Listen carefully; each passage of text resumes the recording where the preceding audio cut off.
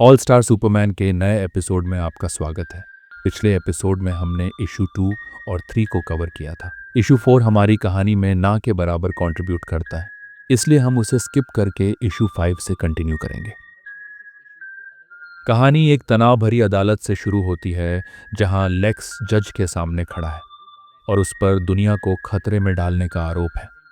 जज पूछता है, क्या तुम अपना गुनाह कबूल करते हो? क्या तुम्हें अपने बचाव में कुछ कहना है?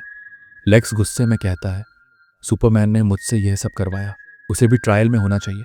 बस मुझे जेल भेज दो और इस नाटक को खत्म करो। फिर जज उसे मौत की सजा सुनाता है। Death in the electric chair. Lex के होठों पर मुस्कान होती है जब उसे ले जाया जाता है। फिर हम क्लार्क को देखते हैं, जो लेक्स से इंटरव्यू लेने उस प्रिजन में जा रहा था। जब वह पहुंचता है, वह लेक्स को एक रोबोट बनाते हुए पाता है। तभी एक इलेक्ट्रिक बोर्ड में अचानक हुए शॉर्ट सर्किट से लेक्स को खतरा होता है। क्लार्क लड़खड़ाने का नाटक करता है और लेक्स को एक भयंकर झटके से बचा लेता है। लेक्स क्लार्क का मजाक उड़ाते हुए कहता है, तुम्हारी अनाड़ीपन ने शायद मुझे इलेक्ट्रिक शॉक से बचा लिया। आगे वह क्लार्क को अपने साथ चलने के लिए बोलता है और उसे अपने वर्कआउट रूम में ले जाता है, जहां लेक्स क्लार्क से पूछता है, तुम क्या सोचते हो सुपरमैन के बारे में? क्लार्क कहता है, वो तो बस सबकी मदद करता है, और क्या। फिर लेक्स क्लार्क से उसकी नोटबुक छीन लेता है और कहता है, जरा देखूं क्या लिख रहे हो तुम मेरे बारे में। लेकिन वो उसे पढ़ नहीं पाता। क्लार्क उसे बताता है कि यह शॉर्ट हैंड है। लेक्स उसे उसकी कॉपी वापस करता है। फिर लेक्स कहता है, क्या तुमने कभी उस एलियन के बिना जिंदगी इमेजिन की है? लोइस तुम्हारी हो सकती थी, लेकिन उसके सामने तुम लोइस को दिखाई भी नहीं देते। फिर वह लापरवाही से एक बारबेल क्लार्क के पैरों के पास फेंकता है। क्या तुम मुझे डरा रहे हो? क्लार्क पूछता है। लेक्स क्लार्क को अपना बाइसेप्स दिखाता है और कहता है, यह कोई एलियन फिजिक नहीं, यह कड़ी मेहनत का नतीजा है। आगे वह क्लार्क से पूछता है, सुपरमैन कैसा है? क्लार्क कहता है, मुझे तो ठीक ठाक लगता है।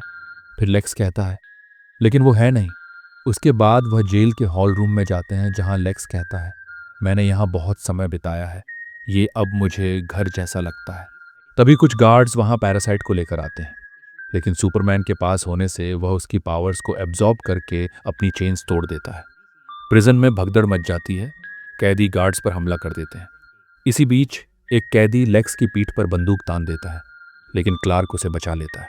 फिर वह हीट विजन से एक पाइप को फोड़ देता है और वो दोनों भागने लगते हैं। क्लार्क खांसने का नाटक करते हुए चालाकी से अपने पीछा करने वालों को फ्रीज करने के लिए अपनी फ्रीज ब्रेथ का उपयोग करता है, लेकिन फिर पैरासाइट दीवार तोड़ता हुआ उनके पीछे आता है।